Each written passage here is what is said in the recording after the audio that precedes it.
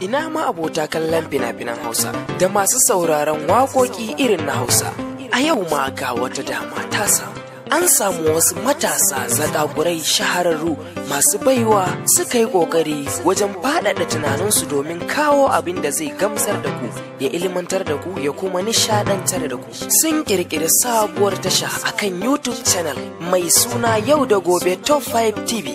A cikin wannan tasha za su ringa kawo muku fina-finai zafafa da kuma waƙoƙi musamman ma akan rayuwa ta yau da gobe. A halin yanzu waɗannan matasa suna bakin aiki na fim ɗinsu mai suna Dakon So. Wannan fim mai suna Dakon So fim ne da yake ɗauke da abubuwa daban-daban musamman ma akan rayuwar matasa.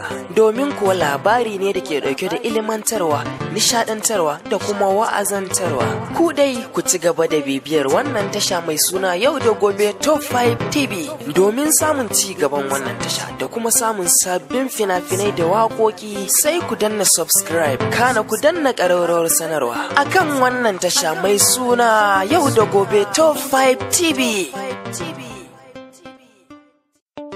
Ina ma abota kallon